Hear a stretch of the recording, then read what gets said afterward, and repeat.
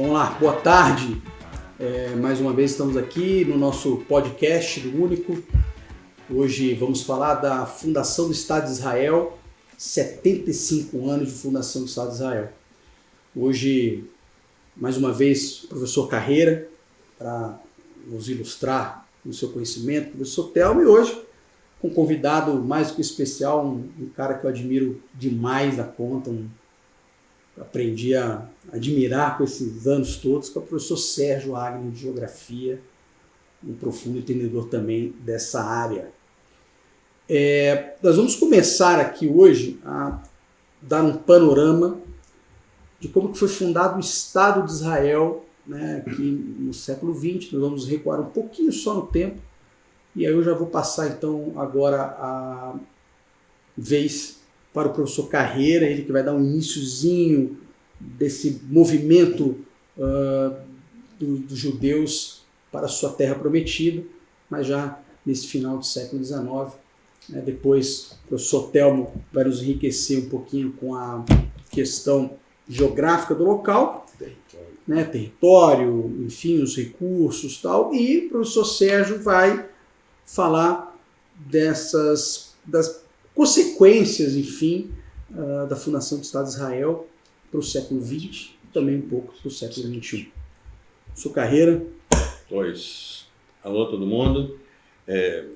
Bom, uma coisa muito importante que a gente tem que lembrar quando a gente fala da fundação do Estado de Israel é que o Estado de Israel é apenas parte da história dos judeus, né? A história dos judeus é uma história que começa lá no Neolítico, praticamente, né? Ali com os hebreus e tudo mais. Quer dizer, então a gente está vendo o momento mais recente da história dos judeus, né? E esse momento, o momento que vai levar à fundação do Estado de Israel, ele vai começar a ser concretamente articulado em meados do século XIX, na Europa. Por quê? Você tem uma situação em que os judeus que estão na Europa Oriental são os judeus que vivem uma condição de pobreza extrema e são objeto de ataques racistas fortíssimos, enquanto no Ocidente, por conta do desenvolvimento do liberalismo, as comunidades judaicas são muito mais prósperas e gozam de um ambiente de liberdade, né, muito mais assegurado. E é engraçado, né? O povo judeu sempre teve isso na história, né? A separação de um judeu que sempre sofreu, um judeu que se desenvolveu um pouco maior, enfim. Por isso que aquele papo nazista de o judeu é um papo absurdo, porque você não existe esse o judeu. Você tem diversidade de judeus, você tem o judeu violinista, o sapateiro, o magnata, que banqueiro, você sempre teve isso. Até mesmo na classificação. Pelo menos no mundo mais recente. Sim. Uhum. Então, justifica também a ideia de que todo judeu é rico, né? Pois é. Também, sim. Ah, judeu é rico. Não, exato. Alto lá, né? Uma cultura comercial como temos, os árabes também. Mas aí tem uma coisa interessante, né, que os judeus, a cultura original dos hebreus, vamos lembrar disso, porque inicialmente são hebreus, é uma cultura étnico-linguística, que depois passa por um processo de adoção de uma religião que veio a dar no judaísmo propriamente dito, né? É toda uma discussão delicada, acho que a gente precisa entrar nisso, essa questão do hebreu e o judeu. Mas enfim, os caras tinham uma cultura basicamente de pastoreio, originalmente de pastoreio. Né? Não eram com fenícios que saíam fazendo comércio por aí, e nem eram guerreiros como assírios e tal. Né? E depois essa identificação dos judeus com o capital, com o dinheiro, com o banco, essa coisa financeira, ela vai ocorrendo com o tempo e é relativa, não são todos os judeus. Sim. Mas o que acontece? Isso é interessante. Na Idade Média, você tem, depois da diáspora, que acontece depois da guerra com os romanos, a guerra do ano 70 e a guerra do ano 32, né? Fica uma pequena comunidade ali, onde era o terreno original, se não original, pelo menos tradicional dos judeus, na Palestina, e se espalham os judeus por toda parte. E vai haver um processo de perseguição muito grande, sobretudo no mundo cristão, aos judeus. E aí vem a cultura econômica dos judeus de poder ter bens em que ele, na noite ele pode pegar e ir embora. Dá para entender? Ele não pode ter gado. Ele não pode ter gado, porque ele não pode levar o gado no caso de um pogrom. Para quem não sabe, então, pogrom é uma palavra russa que quer dizer mais ou menos massacre. Tá? Então muitas vezes você tinha essa coisa de dar um surto na comunidade por algum problema, desapareceu uma criança, alguém acusa os judeus de estar fazendo ritual com criança e a comunidade surta e vai lá e ataca essa comunidade. Então eles foram forjados dentro de uma situação de que era necessário ser rápido, Exato. ser ágil. Então os bens eles tinham que ser móveis. Pois é, você não pode ter cabras, 100 cabras, o que você vai fazer? Né? Então você tem propriedade, você tem papéis, você tem dinheiro, você tem moedas, você tem joias. Isso a partir da Idade Média. Isso começa na Idade Média. As cruzadas eles sofrem. Porque antes eles eram pastores, basicamente pastores. Sim. E dentro um comérciozinho. Bom, mas enfim, no século XIX, então você tem essa comunidade próspera de judeus no Ocidente se condoendo dos seus parentes que estão ali, né? E então nesse meio aparece um cara, um jornalista húngaro chamado Theodor Herzl, que fala: está na hora da gente ajudar essa comunidade, sobretudo que vive no mundo eslavo, né? E arrumar um lugar para a gente tirar essa comunidade dali. E nesse primeiro momento se pensa nas possibilidades, né? A gente estava conversando antes, a Argentina foi uma possibilidade, Uganda foi outra possibilidade, e o leste da Rússia. Lá no Vladivostok. E aí alguém fala, pô, cara, peraí, né? Sion, as colinas do Sion. E aí surge o movimento sionista. O movimento sionista tem esse nome porque tem, em volta de Jerusalém, tem um conjunto de elevações que são chamadas os montes. Tem um monte Sion. Esse pessoal que foi arrebanhado, né, por esse sionismo, esse primeiro sionismo, vamos botar assim, tem uma questão muito também da fuga, né, lá da Rússia, e que eles foram acusados de assassinar o Alexandre II, não foi? O czar assassinou. No movimento populista, no movimento anarquista que tem muitos judeus. Sim. Muitos judeus. Aliás, o movimento socialista tem muitos judeus. E aí surge então o movimento sionista que vai começar a pensar o que fazer, né? E importante também lembrar que você tem vários sionismos, né? Você tem o sionismo religioso, que vê nisso uma redenção metafísica. Você tem um sionismo político que vê nisso a construção de uma nova sociedade e tal. E aí aparece esse jornalista, Theodor Herzl, que teoriza isso, começa a teorizar e começa a defender que deve ser na Palestina. Por que na Palestina? Primeiro porque é a terra tradicional. E depois, que é importante lembrar, que nessa época a Palestina ela é controlada formalmente pelo Império Otomano, que não dá atenção a essa região. É uma região paupérrima, não tem nada. Não tem nada ali. Né? Habitada por árabes, miseráveis e sem densidade populacional também. Porque se você pegar o Cairo ali, Alexandria, Anatólia, você vai quitar, e aí você já vai ver coisas muito mais... Esses judeus que vão para essa região, a gente estava falando aqui, por exemplo, você tem a migração, né, o Aliá, né? Aliá. São as ondas migratórias, enfim. Uma delas é fundar Tel Aviv, em 1909, né? Mas é legal também, você vê, a gente está falando, fundou uma cidade, mas você tem as comunidades, os kibbutz, né? São fundados os kibbutz, não é isso? O kibbutz veio um pouco depois, não é? Das primeiras aliadas. Isso. Mas o movimento sionista vai entrar dentro desses kibbutz para... o movimento os kibbutz saem do sionismo. Isso. Mas esse primeiro momento, ainda você tem uma comunidade de banqueiros, o Sérgio estava falando do Rothschild, que tem um papel muito importante, porque são os financiadores, né? Você tem essa comunidade muito pobre, de gente semi-analfabeta e tal. Claro que você tem lá o rabino e tal, mas é o pessoal muito pobre que está sendo tirado de lá. E aí você começa, então, a ter esse fluxo. Tá? E o Império Otomano não impede essa entrada, por várias razões. Tá? Porque não pode impedir, não tem força para impedir isso, porque no início não vê um problema muito grande nisso, porque está entrando dinheiro, está entrando capital ali, porque os ingleses, dos quais os turcos dependem financeiramente, estão, se não estimulando explicitamente, estão aconselhando, achando interessante aquilo, e aí vão chegando. Aí começa desse jeito. Esse primeiro movimento, ele é um movimento assim meio que politicamente assexuado, ele não tem muita... Não se pode dizer que são socialistas ou que são de direito, não tem, tá? Mas à medida que essas primeiras comunidades vão se fixando ali dentro vai se reproduzindo mais ou menos o desenho das formações políticas que tem na Europa. Aí você começa a ter pessoas mais à direita, mais à esquerda, tá? Aí começa... E aí o forte, quando engrenar o processo das alianças chegando, né? O forte vai ser o socialismo. Então você vai ter desde o início do século XX, então até o começo do século XX são umas 4, 5, depois tem mais outras 2 aliás. Até o início do século XX você não tem ainda uma organização política e tal. Você tem uma autoridade judaica centralizada, que é quem está fazendo essa organização. Mas no começo do século XX, aí sim que você começa a ter organizações de esquerda, socialistas. E dessas organizações socialistas surge o kibbutz. Isso. O trabalho com exatamente. É uma experiência Exatamente. Cooperativa, que já deveria ser o sinal do mundo que a gente quer. Né?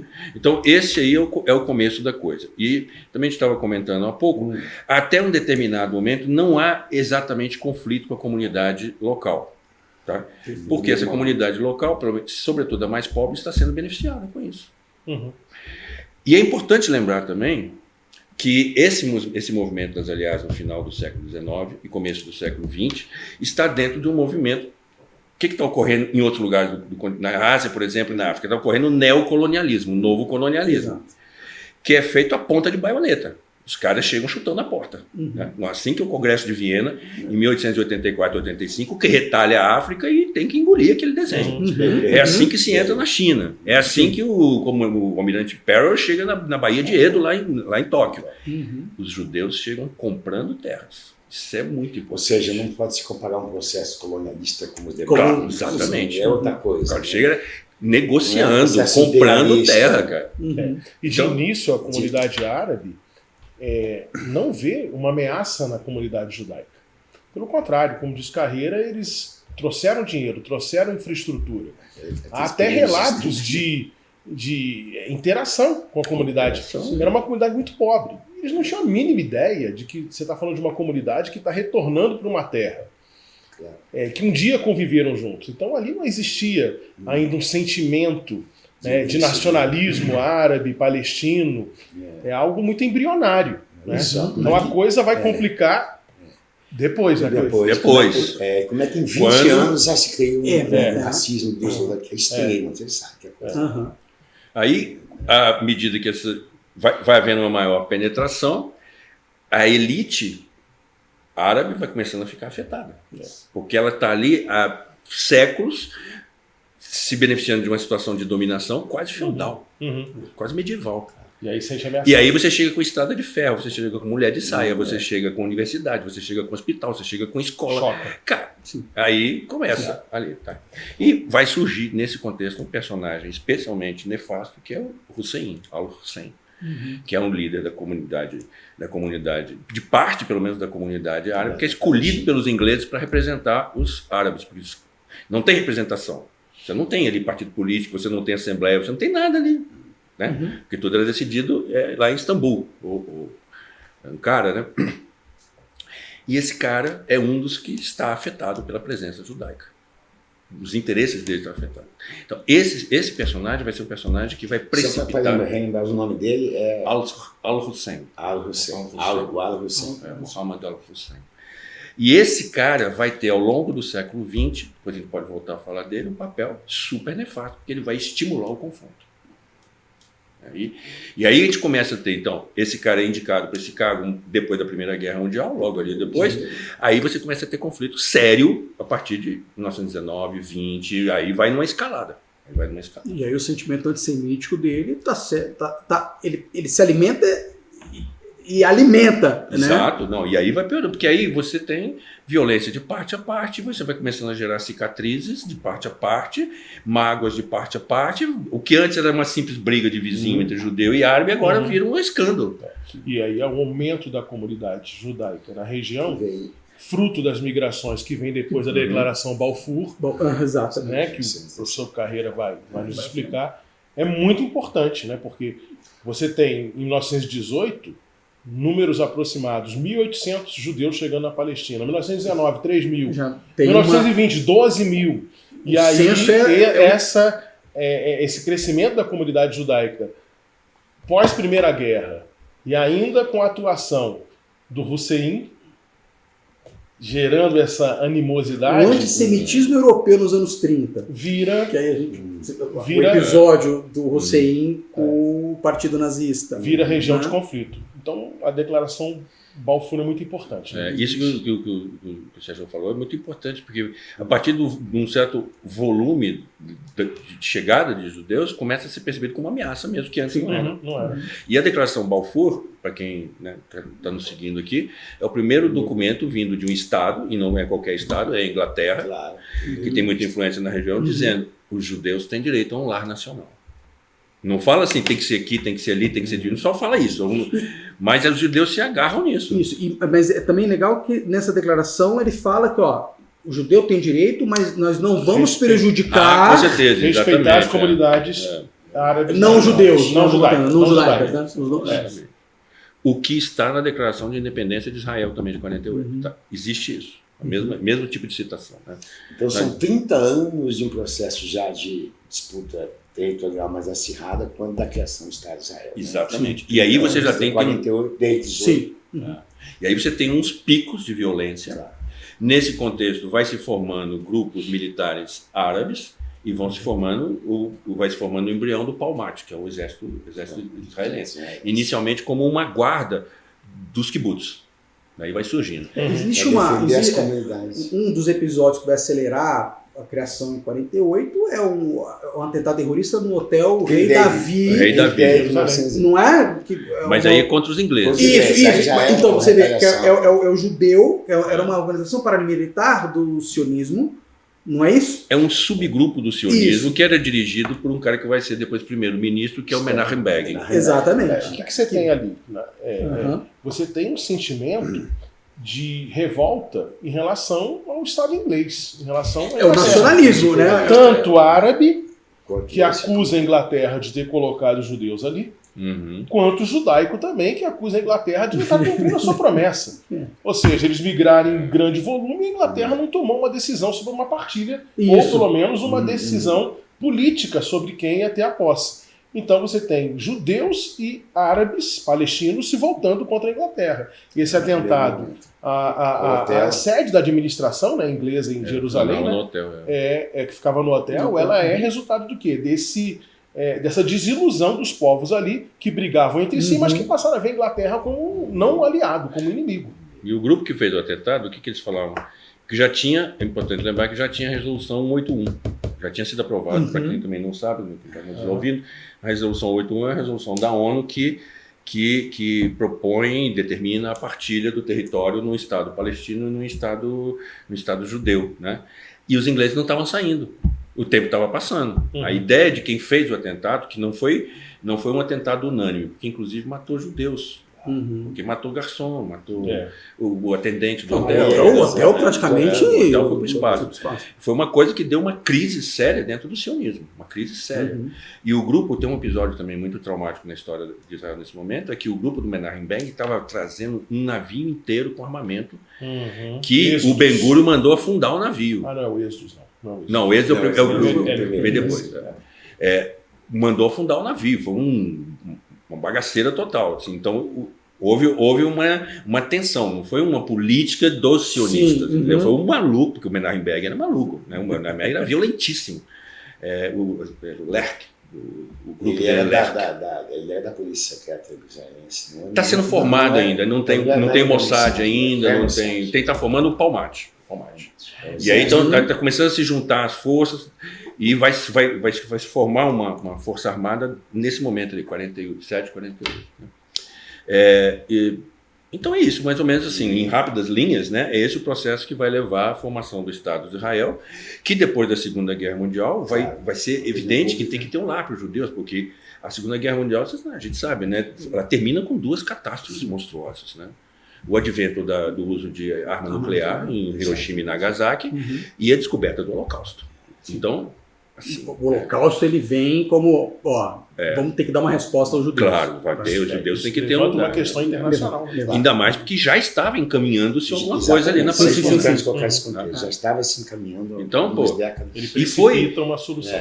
E o Sérgio também estava lembrando mais cedo aí, foi uma coisa bem unânime. União Soviética apoiou, Estados Unidos apoiou, numa sessão da ONU, para os nossos alunos lembrarem, presidida por um brasileiro.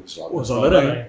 Ele fala que fez uma campanha nesse sentido, etc. Foi importante, não foi só você tem, né, então, depois desse histórico todo, né, o 14 De maio. de maio 14 de maio, né? que é a Tem fundação, 75 anos. 75 anos, né, da criação mesmo do Estado de Israel. Né? E aí o professor Sérgio, ele... Só para lembrar que o Estado de Israel, dessa resolução da ONU, na verdade, não, né? Toda a região que envolve é uma área mais ou menos de 20 mil quilômetros quadrados. Sim. Tá, tamanho do estado de Alagoas, Sergipe. Entre Sergipe e Alagoas, né? É ali dentro que sobrou do processo todo, das guerras posteriores à criação de Israel, são 3 guerras principais. Alguns colocam uma guerra constante de alta e baixa densidade dentro de Israel, que é, em comparação com quem é de Brasília, né, a Cisjordânia tem mais ou menos o tamanho do Distrito Federal, um pouquinho maior. Né, 5,7 o DF, 5,8, 5.800 km² tem a Cisjordânia. Faixa de Gaza é menor, né? É, menor. Parecida numa área desértica, embora montanhosa, a leste com o Rio Jordão, que é fundamental a questão da água, né, claro. Naquela região, população de 3 milhões, dá para comparar com o DF, embora outra realidade cultural, né, 3 milhões de habitantes em 5.800 km, só Cisjordânia, judeus e palestinos. A faixa de Gaza tem 300 e poucos quilômetros quadrados, daria mais ou menos um pouco maior do que a Ceilândia, a região estativa, daria 3 planos pilotos. Tá? Não é tão pequena assim, embora, claro, ali moram mais de 2 milhões de habitantes. Estreitíssima, numa disposição na região que não tem economia nenhuma, economia informal apenas, a questão da pobreza da faixa de Gaza é fundamental ser alocada, baixíssima ainda per capita. Algum investimento que vem de fora, de pessoas associadas ao capital israelense. Entendida como um grande campo de refugiados. Exatamente. Né? Uma Acho densidade que a imagem que a gente tem altíssima. é essa, né? A imagem que a gente tem da faixa de Gaza é um... E é uma densidade, pensa bem, são mais de 2 milhões, são 2 milhões e 200 e poucos mil habitantes, uma área Densidade demográfica altíssima. altíssima, né? E recursos os piores, né? A economia é financiamento externo, inclusive apoio internacional, né? Em grande parte é economia informal. Então, antes da gente falar... Não tem nem agropecuária. Muito pequeno, tem perto da... Então, acho que antes da gente falar Israel. um pouco dessa fundação do 14 de junho... Maio. 14 de maio? Eu fiquei com junho na cabeça, não sei porquê, né? Enfim, 14 de maio. Thelmo, qual uma visão... Eu queria uma visão geográfica ali. Vamos situar esses novos estados. Exato. Israel, sabe onde fica? Ele faz fronteira ao norte com o Líbano, uma nação com características bastante peculiares. A leste, né, um estado, vamos dizer, todo estado é artificial, alguns são mais do que outros, né? Como a Síria e Iraque, né? Não tem sentido até hoje, né? A leste com a Jordânia, que também é uma opção familiar, que nem a Arábia Saudita, ao sul, na fronteira do Sinai, com o Egito, que é uma zona tampão, uma região que é a região árida, semiárida, desértica, como toda a região em todo o Mediterrâneo. Ali, não só o Mediterrâneo, que dá na costa de Gaza. Gaza tem acesso ao mar, é importante, Israel quase Sim, exato. Interessantíssimo. E mais para dentro ali é a região desértica, que está dentro da região do deserto árabe, né, que pega toda a península e atinge.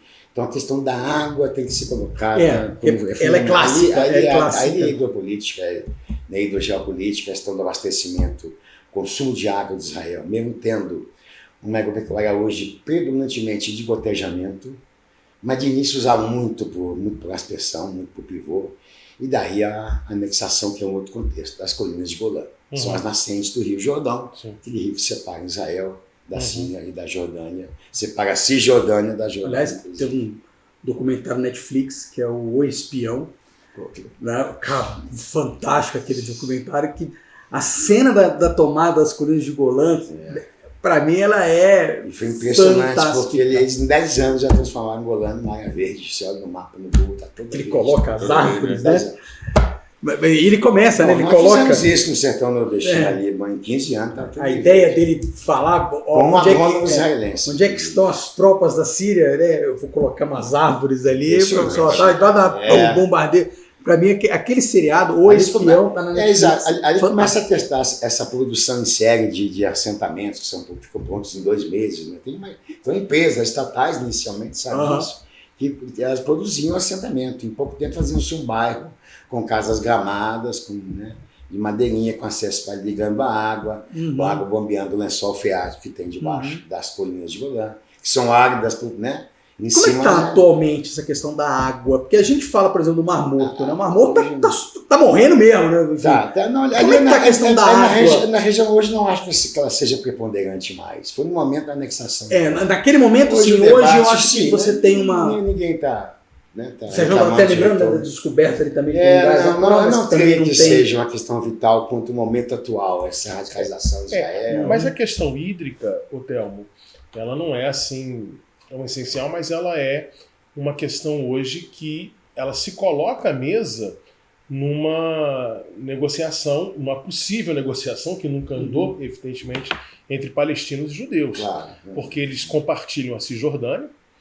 É importante depois a gente falar o momento, né, que começa esse compartilhamento, né, por conta da expansão dos assentamentos judaicos. E a Cisjordânia você abastece com lençol freático. Você tem as águas do Rio Jordão e quem controla esses lençóis freáticos? Lá no Acordo de Oslo ficou mais ou menos definido 80-20%. 80% das mas nascentes. Né, mas hoje a comunidade palestina rejeita esse 80-20%, claro, que é equitativo, que é meio a meio. Então, a questão hídrica ela não tem gerado conflitos, como foi no caso da ocupação lá de Golã, na Guerra dos 6 Dias, mas ela vai entrar na mesa num possível, quem sabe, né, que é pouco provável, mas uma tentativa de negociação. Aliás, a gente ainda pode colocar que a questão central da negociação ainda é água, refugiados, território. Eu acho. A água... Hamas, né, o Amar, negociação que não reconhece Israel. Sim. E o uso, né, e questão de Jerusalém, né? Isso que tem alguma questão central. Jerusalém é difícil, né? Eu digo assim, as questões centrais que envolvem são essas. São essas. A formação de um exército palestino. Não podem, a questão demográfica, Só lembrando também que tem um filme maravilhoso chamado Oslo, sobre essa... Israel são 9 milhões e pouco de habitantes dentro desses 20 mil quilômetros quadrados, né? 9 milhões. Taxa de crescimento muito baixa, baixíssima, uma sociedade muito urbanizada, muito progressista em Tel Aviv, e uma comunidade árabe dentro do Estado de Israel crescendo. Inclusive uma classe média árabe de Israel já significativa. Eles falam assim, o problema demográfico entre o Mediterrâneo e o Rio. E o Rio interior, né, cara? Porque você vai tendo um desequilíbrio demográfico que resulta em quê? Em a população palestina, árabe palestina, tendo seu território estrangulado e aumentando de tamanho populacionalmente. O que isso gera? Conflito, confronto. Taxa de crescimento altíssima, vocês sabem disso. Sim. É um caso não muito comum. E emigrações em condições de pobreza grande, aumentar as taxas de fecundidade. Outro dia eu vi uma coisa contrária a isso, sabia? Está caindo? Não, de que a pobreza estimula... Não, mas nós sabemos que isso sim, nas áreas rurais, devido à pobreza, entendeu? A população, a fecundidade é maior. A explicação clássica desde né? Mas é porque nas áreas muito pobres, rurais, os jovens mais trabalhar com 5 anos. 7 anos já vai vender alguma coisa. Ter filhos. Mas digo assim, em áreas mais urbanizadas, já é uma geração mais recente e mais rica anterior. Até a leitura do Amos Oz. Ele fala que são armas para a Palestina, de incentivar a mãe filha, a questão da criança. E como tem criança, você viu as imagens, né? As imagens de Rafa. Tá falando aqui, essa questão. Menino, né? O mundo árabe está crescendo, mas não é o mundo todo. Deve estar caindo porque eles também já estão se urbanizando, né? Israel já. Mas a questão demográfica. Exato. A questão demográfica, a diferença é grande de quantidade ainda entre os israelenses. E como que é importante o Rio Jordão, né? Nessas civilizações, né? Egito, Nilo. Sempre. O árabe, não. O persa, enfim, ali o Iraque, os 2 rios, o Tigre e o Eufrates, né? Essas são civilizações, a água é vida, né? Fantástico. Mas vamos então passar para a fundação, o 14 de maio. Ele é resultado da Resolução 81 de 1947, que foi rejeitada pelos países árabes. A Liga Árabe rejeitou a resolução e ameaçou atacar os judeus se houvesse a proclamação do Estado de Israel, que foi feita numa biblioteca, né, professor? No dia 14 de maio de 48, e isso vai desencadear uma sequência de conflitos entre países árabes e Israel e uma escalada também de conflitos e violência entre os palestinos, né, que não vão conseguir formar seu Estado da mesma forma que Israel conseguiu formar. Então a gente tem aí uma sequência de guerras que são muito importantes, as 3 mais As três essenciais são a Guerra de Independência de Israel, 1948 a 1949, depois a Guerra dos 6 Dias, em 1967, e Yom Kippur, em 1973. Então nós temos, na Guerra de Independência de Israel, chama-se de Guerra de Independência de Israel, porque 5 países árabes atacaram.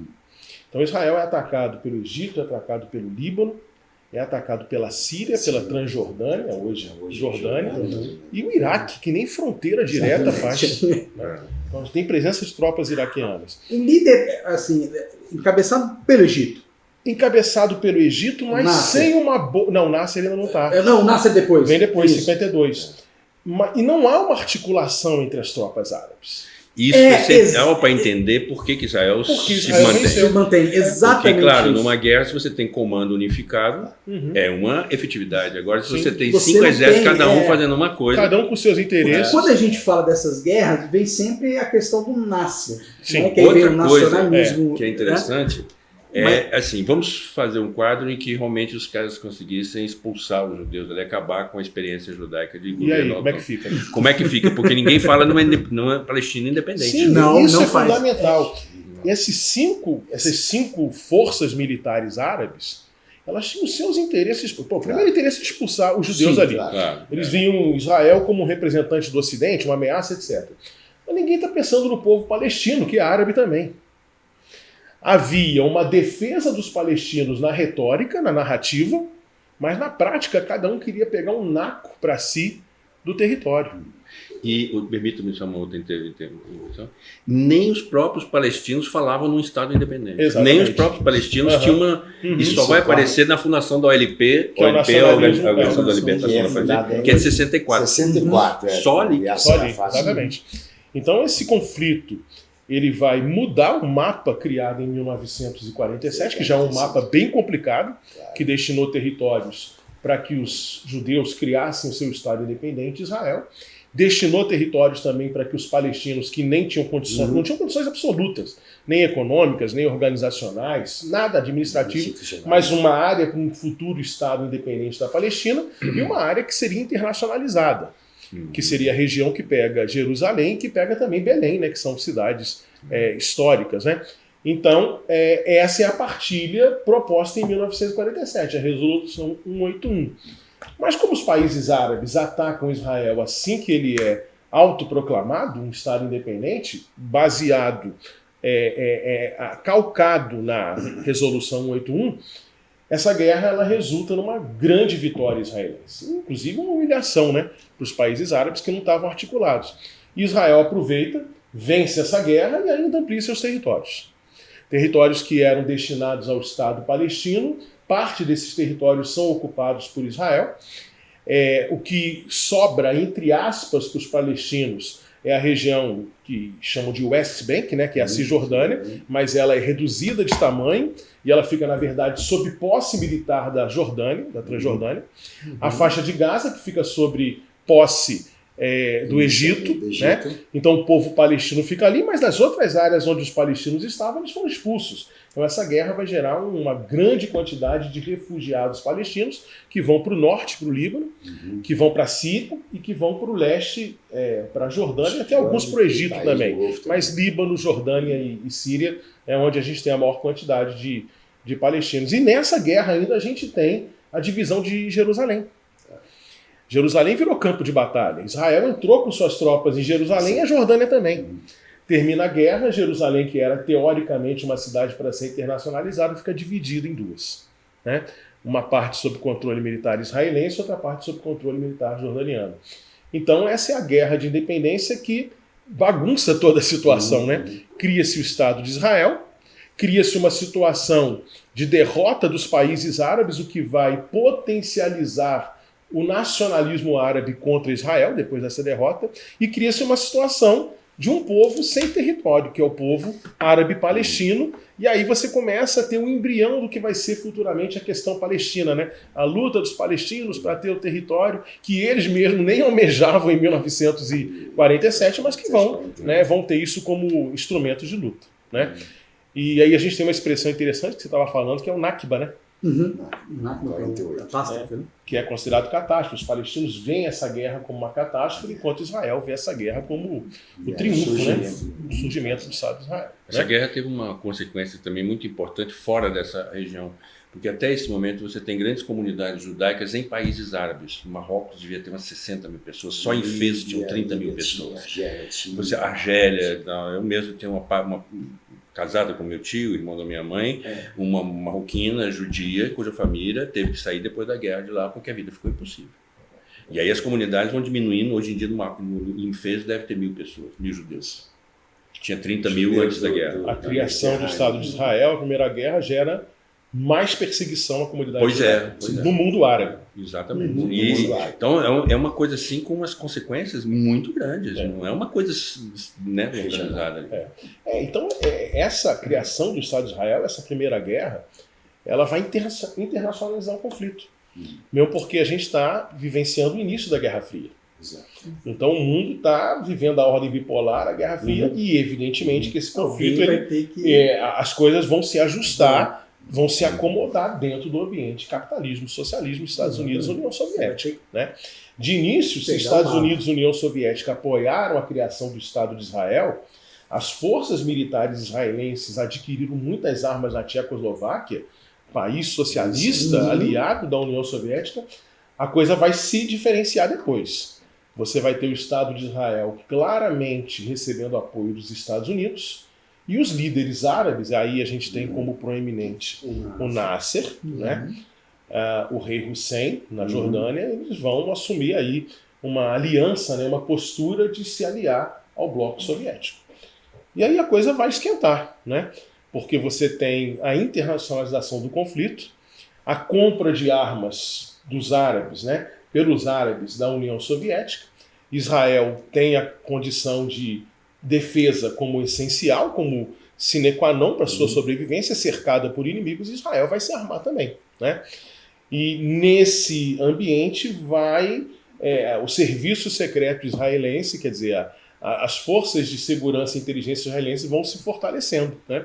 E o professor Carreira é um especialista aí, né? Não chega não. Na questão do serviço secreto. 50 anos esse ano.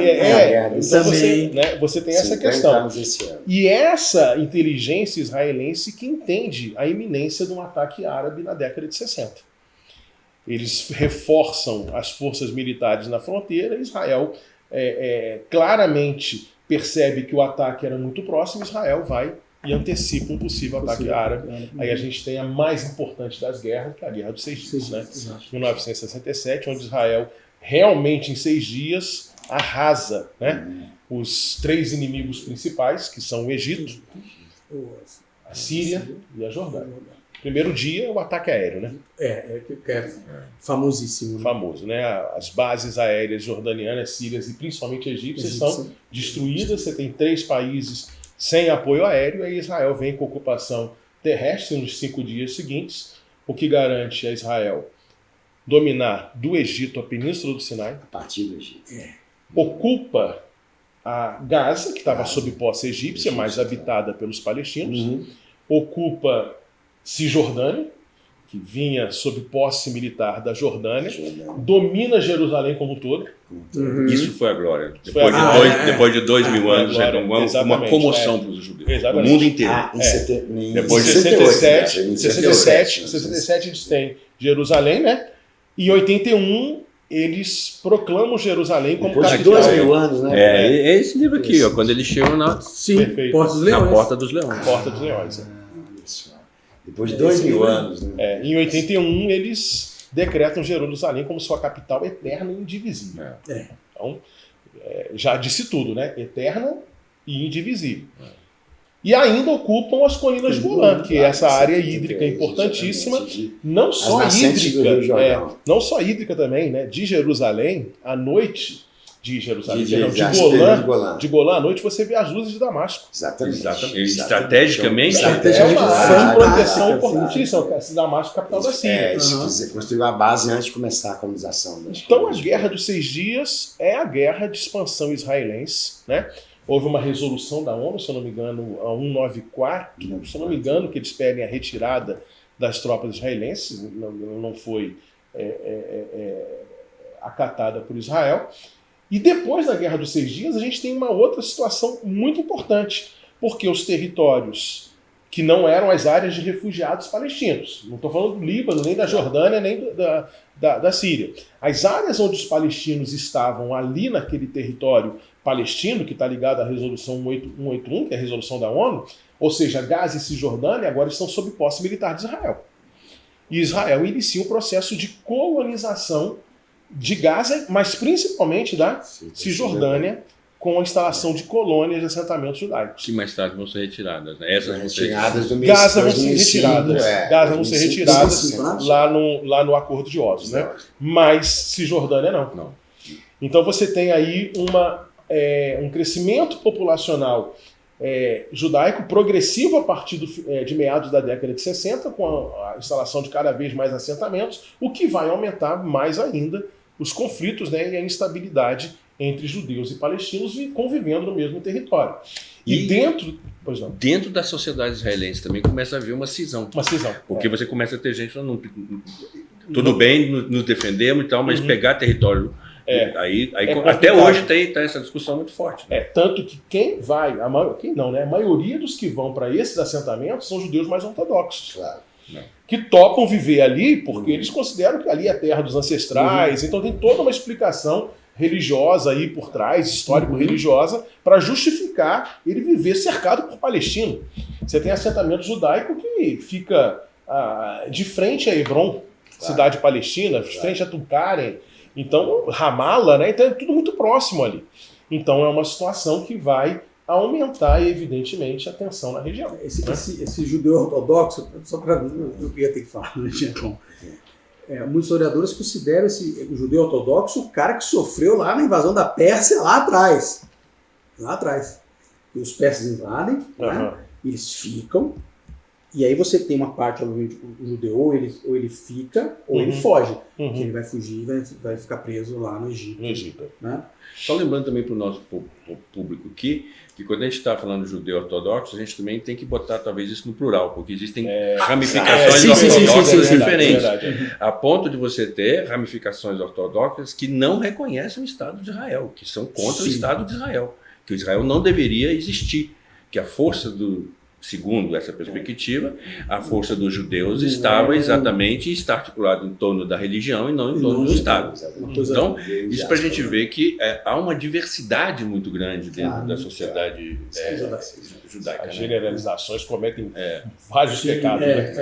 Exatamente. Também você falou da Guerra dos 6 Dias, que foi em 67, né? É bom lembrar também que foi a primeira experiência exitosa da arma nuclear israelense, em 67. Israel começa a montar o seu arsenal nuclear com a ajuda dos franceses. E isso vai fazer uma diferença muito grande. Né? Assim, vai dar a Israel, em teoria pelo menos, né, um diferencial em termos de armamento, que agora está ameaçado por conta do desenvolvimento de uma arma atômica no Irã.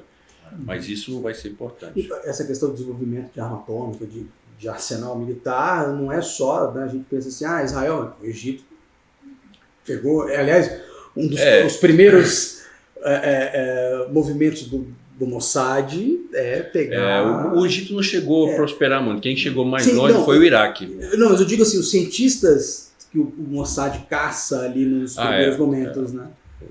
Que são... Até hoje, o Mossad tem operações de pegar importantes responsáveis por programas iranianos. Né? Sim, hoje o Irã, lá naquela época, o Egito...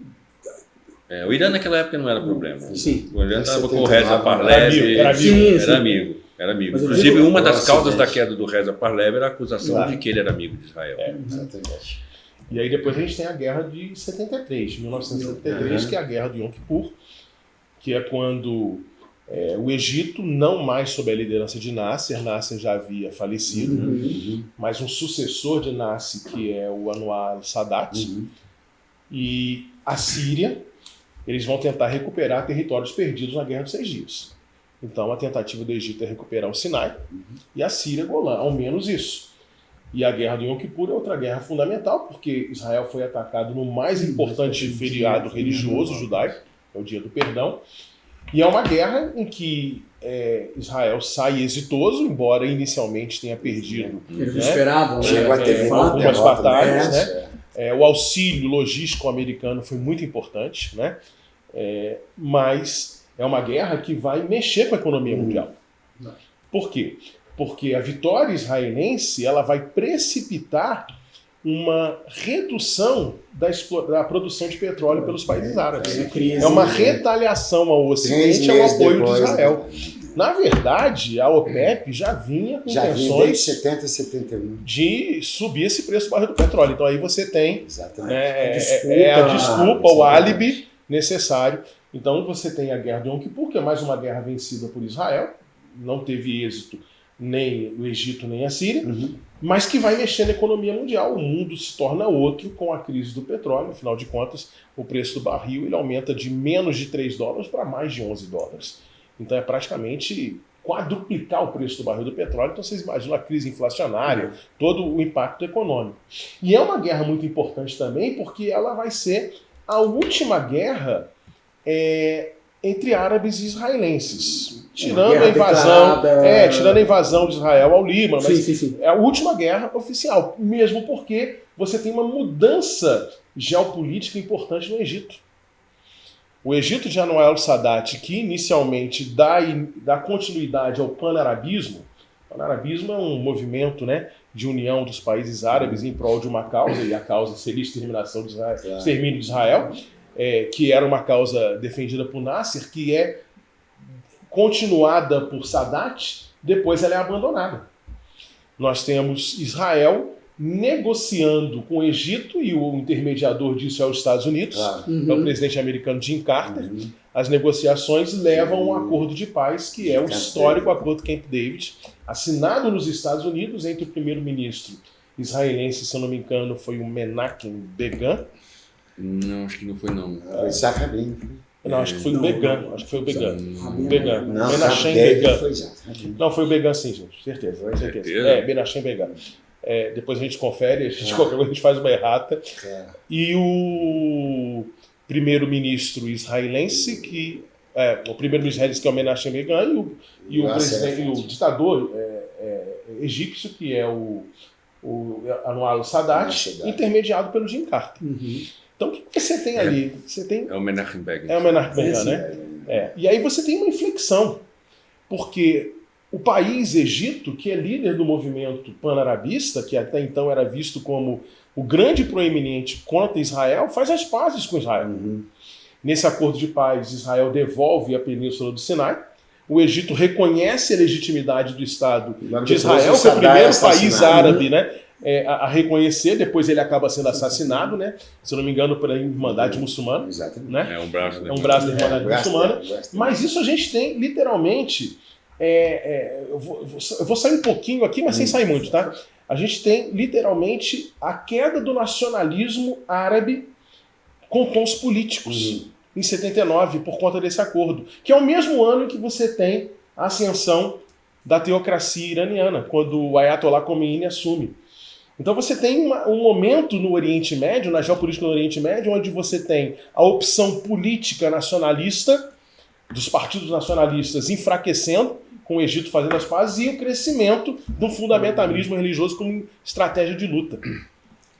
São dois momentos, né? Tanto que depois o Saddam Hussein no Iraque tenta pegar essa herança do Nasser. Vai chamar jihad. Mas não vai dar certo. Mas é só saindo um pouquinho, só para a gente ver como isso foi importante dentro da economia mundial. Você falou, Sérgio, essa questão da última guerra, né? Legal. Oficial. É a chamada Guerra Grande do Clausewitz. Exato. Isso. Exatamente. Mas os conflitos continuam. Sim. E você falou de uma coisa, eu acho, não sei se vocês concordam, no ano que vem, Olimpíadas de Paris, nessa guerra de Yom Kippur, enfim, a crise, 1974, eu vou lembrar de Munique, eu não tenho como não lembrar de Munique, porque a gente está falando... 72 eu não vou esquecer, e tem o Mossad, que a gente está falando, cereja do bolo do Mossad. Eu acho que é bem importante isso aí, eu vou até passar para o professor Carreira, porque isso aí vai mostrar algo que a gente não comentou ainda. A gente falou das guerras Israel e os países árabes, mas você tem dentro desse contexto, concomitantemente, o crescimento do nacionalismo palestino. A criação da Fatah, da OLP, que vai culminar com esse atentado em Munique, que eu acho que, né, é uma outra situação importante, que é o crescimento desse nacionalismo palestino e a ideia de querer um Estado palestino que não era tão evidente no começo. Não era nada evidente, né? Isso surge mesmo, realmente em 64. Qual é ele? Em 64. Antes disso, você não tem um documento palestino falando que nós queremos a nossa terra para fazer um país. Um pouquinho antes, 56, mas ela é um grupo armado só. O Fatah é antes, mas ele não propõe. Ele nasce no Egito, né? O Nasser se forma como engenheiro no Egito, nasce ali nesse contexto, mas ainda. O Arafat. Ele nasce na Palestina, mas se forma como engenheiro no Egito. Né? Mas a proposta mesmo de organização de um Estado independente ali só 64. E aí você vai ter Agora, você falou da crise de 73, quando chega ali no meados dos anos 70, você já tem a falência desse nacionalismo que vem sendo prometido desde os anos 50 com o golpe que o Nasser deu no Egito, tirando o rei Farouk, e ali começam as coisas para valer. Né? Sim. Já existia o Partido Ba'ath da Síria e do Iraque desde os anos 30. Nacionalista. Foi talvez o primeiro grande movimento. Né? Claro. Mas é com o Nasser que o Egito é um país mais importante. Sim. Inclusive, não podemos esquecer que teve a experiência da HAL, né? Lembram da experiência da HAL? República Árabe Unida, juntando Síria com o Egito, que não deu certo. Né? Mas no final dos anos 70, você vai vendo que tem um esgotamento. As promessas todas feitas por esse nacionalismo não deu em nada. Não deu em nada contra Israel e não deu em nada para a melhoria das condições de vida nesses países. A miséria continua. E aí vem aquilo também que você tem a vitória dos xiitas contra o Reza Pahlavi no Irã. No Irã. Em 78 para 79. E em 81 é constituída a República Islâmica. Primeira teocracia desde muito tempo. E ao mesmo tempo, em 79, começa a guerra mujahidin dos sunitas contra os russos no Afeganistão.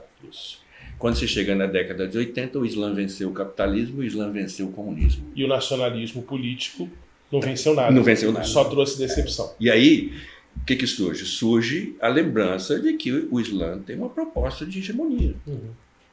E a proposta de hegemonia do Islã, e aqui não vai nenhuma crítica à religião islâmica, nós estamos só caracterizando isso, tá? Ela só culminará quando o universo se tornar islâmico.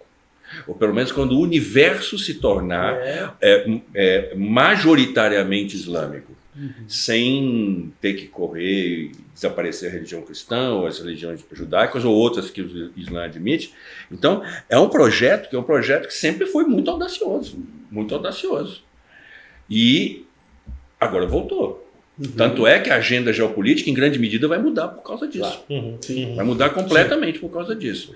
E, de fato, a gente vem vendo um crescimento enorme, né, do Islã. Quem imaginaria, depois da Revolução Francesa, que no século XXI teríamos teocracia? Você tem marchas em Roma, Turquia, que não é nada exagerado, mas para o que era a Turquia do Kemal Atatürk, a Turquia hoje é completamente diferente. Né, que ele o lugar da religião na Turquia hoje é completamente diferente do que antes do Exato. Então, dentro desse bojo aí, acho que a gente não falou de Munique no final, né? Mas eu acho que foi legal falar um pouquinho desse... mas eu acho que foi um gatilho para isso. Mas dentro de toda essa situação, você tem o crescimento de organizações palestinas, né, que vão reivindicar o Estado palestino, e aí 64 é um ano muito importante. E você tem o crescimento desse radicalismo palestino, que não vai ter inicialmente um apoio internacional, porque ele vai optar pela violência, pelo terrorismo como forma de luta. E aí o ataque, né, a delegação judaica, né, israelense, na verdade, né, na Olimpíada de Munique, ela é um fator extremamente importante. E tudo isso vai gerar um aumento do radicalismo palestino, né? Tanto na Jordânia, os refugiados palestinos na Jordânia, aí você tem o episódio conhecido como Setembro Negro, onde literalmente os palestinos ali eles vinham criando um estado dentro da Jordânia, como se fosse um estado palestino quase que autônomo, né? O que vai gerar com que a Jordânia, país árabe, faça um ataque para tirar a OLP de dentro e a Fatah dentro da Jordânia, eles vão migrar principalmente para o sul do Líbano. E vai gerar a guerra civil do Que Líbano. vai gerar a guerra civil do Líbano, que você vai botar em conflito ali É outro estado a dentro questão, do estado. a questão o Arafat botando fogo em quê? Claro. Entre muçulmanos sunitas, xiitas e cristãos do Líbano. Israel. E Israel. Aí vem a pergunta, quando isso vai acabar? Nunca. Não. Mas só uma colocação, o que a intifada para vocês modifica ou aprofunda A o intifada, processo? Em 79 a primeira intifada, não é isso? eu vejo a intifada 89. no seguinte contexto. Depois dessa invasão de Israel ao Líbano, quando a OLP é expulsa do Líbano e vai para Tunísia, você tem um processo de desradicalização do discurso do Arafat. Tanto que a ONU passa a reconhecer a OLP como legítimo representante do povo palestino, etc. Esse é um momento em que, quando a OLP ela passa a ter uma postura menos radical, ela não é acompanhada por todos os palestinos. Teve dissidências dentro da OLP. Na intifada são os religiosos que fazem a intifada. Exatamente. E aí você tem o surgimento do Hamas, Exatamente, são eles que criam. que é uma esse negócio. oposição Então, à nova postura da OLP. Exatamente. Então, até então, Arafat era o grande representante do povo Claro. palestino e deixou de ser para muitos. Uhum. E aí você tem o surgimento do Hamas, com Sheikh Yassin E Ahmed. assim, o paralítico. né? Exatamente. Né? Exatamente. Sabe como ele ficou paralítico? Foi numa operação, né? Não jogando futebol. Jogando futebol. Jogando futebol. Olha só. É mesmo. Que azar. Que canelada que ele levou. E aí você tem a primeira intifada, 1987. 87. E ela se estende até o Acordo de Oslo, Uhum. né? Que eu acho que a gente não vai entrar nesse mérito, né? Não. Acho que não é necessário. Mas o que é a intifada? É uma revolta popular palestina que tem como objetivo chamar a atenção do mundo para a ocupação israelense em Gaza e em Cisjordânia. Porque eles vão literalmente atacar com pedra, pau, coquetel molotov e mais nada que vá combater o Estado de Israel. Então o objetivo ali da intifada é gerar bagunça para tomar cacetada. E ao tomar cacetada você gera notícia. Claro. Você gera a atenção da comunidade internacional. E ela passa a ser praticamente diária. Então isso desgasta o Estado de Israel internacionalmente. Isso força Israel a aceitar uma negociação, que vai ser o Acordo de Oslo. Né? Sim. O Acordo de Oslo ele acaba não prosperando depois da morte do primeiro-ministro Yitzhak Rabin. Você tem a ascensão de Netanyahu, né, que congela, que anula, né, o Acordo de Oslo. Depois Importante você que aí começa a ascensão da direita na chefia do Estado de Exatamente. Israel. Porque ao longo do século XX o que você tem Era a esquerda, o Partido Trabalhista. É o Partido Trabalhista com o Estatuto, que é a Central dos Trabalhadores. Exato. O tempo inteiro.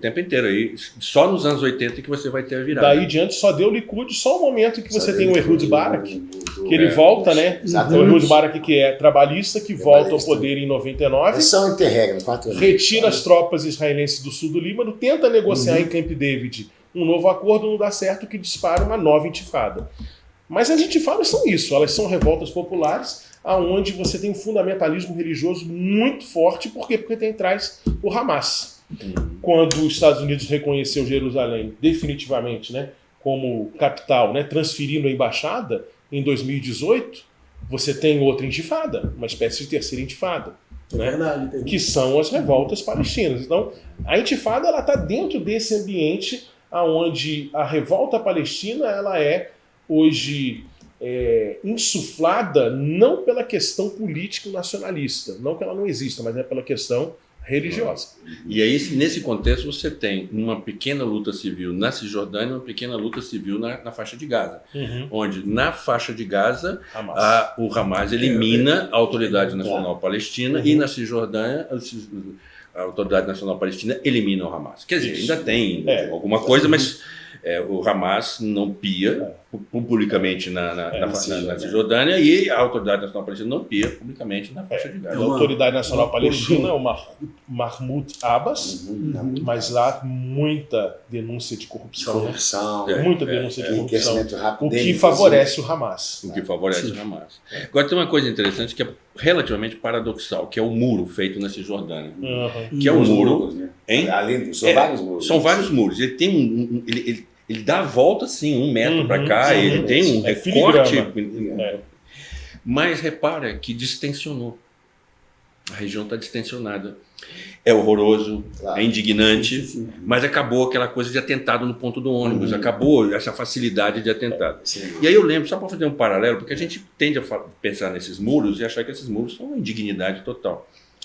Mas quando se fez o muro de Berlim também, a tensão diminuiu ali na Europa. Inclusive, Sim. Aquilo ali podia, teve um momento que você tinha tanque americano de um lado, Exato, tanque russo era do outro tipo lado. lado, olha pro outro. Aí a hora que você fez o muro, pelo menos diminuiu essa tensão. Você Claro controla que o fluxo. É horroroso, é feio, Claro. etc. Mas São mais de É 700 assintoso quilômetros ao de povo. muro na É. Cisjordânia. Mais de 700 quilômetros. Daqui a Belo Eu Horizonte. não tenho em mente a estatística, mas atentado à bomba em Israel praticamente eliminou depois do muro. Os atentados que acontecem hoje é esfaqueamento e atropelamento. e de gente que está do lado de cá do muro, do lado israelense do Que muro. não Mas consegue é, passar com arma do muro para lá. Então Israel vê o muro da Cisjordânia como segurança. Claro. Os palestinos veem como Um atrevimento. uma cinte, né? Uma Sim, separação, sim, sim. né? Uma invasão da Mas na prática diminuiu a tensão. É. Ali ocorreram coisas ali absurdas, né? Absurdas. De parte a parte, né? Tá.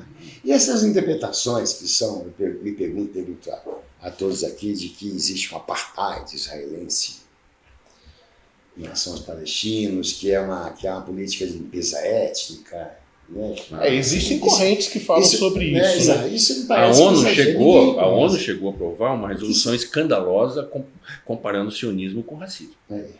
Que depois foi abolida, depois era tão escandalosa que foi. Vamos acostumar das esquerdas ocidentais. Agora a gente não pode A esquecer, demonização de Israel. não pode esquecer que você tem partido político árabe no Em Israel, no- no Knesset. Não, já tem juízes nas Tem cortes juízes, israelenses cara. árabes. Não são poucos, não. Né? As No STF árabe, as placas são escritas em árabe e hebraico. Exato, não, no STF de lá de Suprema Corte. Agora, já é claro que tem palestinos. um preconceito, tem Exato, dificuldades, né? tem Tem- mal entendido, tem rancor. Né? Exato, só para lembrar disso aí, de Mas, assim, apartheid jurídico, como foi na África do Não Sul. tem, você não pode comparar isso Não, com a África do Sul. De maneira nenhuma. De maneira nenhuma. Os caras não estão proibidos de entrar no ônibus, de entrar numa Nem de escola. construir no sem certo lugar. Agora, com certeza, que eu vi o depoimento de um ex-colega nosso aqui que esteve lá, né? Que andou por lá, que é o Tiga. Vocês conhecem o Tiga? Claro. O Tiga Ah, transitou. teve lá, teve lá. Ele transitou em Israel e ele atravessou a fronteira. Ele foi na Cisjordânia, né? Primeiro que ele fala que o ambiente de tensão na fronteira é assim,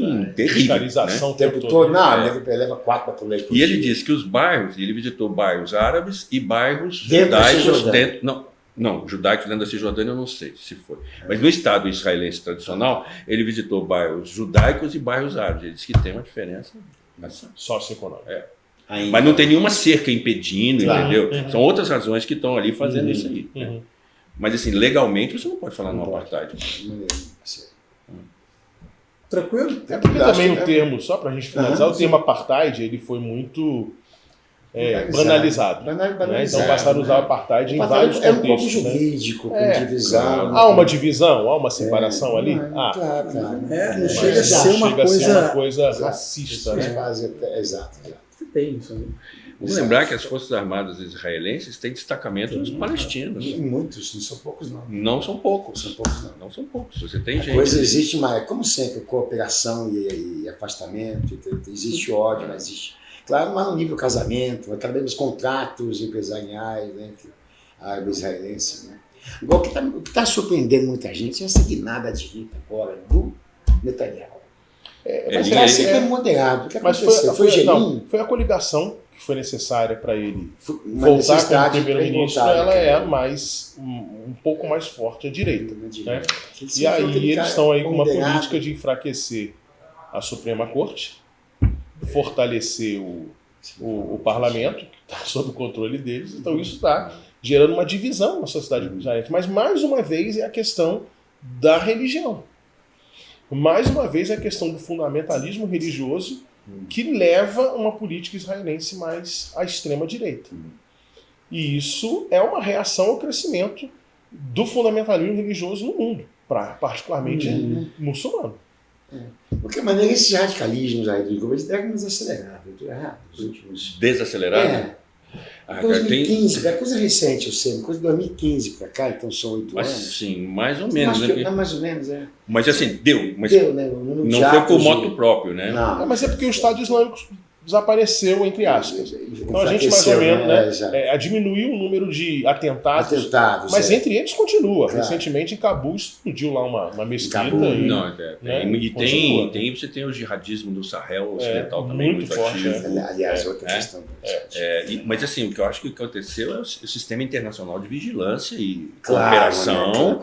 E assim, não pode descansar o olho, não. Exatamente. Não pode descansar. Aqui todo o debate em relação ao controle do Mediterrâneo. As células estão aí, os movimentos estão aí. Né? A Síria não está resolvida, a situação toda na Síria. Um novo Estado Islâmico pode ressurgir. Pode ressurgir. Você tem todas as sementes deixadas. No Sahel você tem tanto a Al-Qaeda quanto você tem o Farah está ali.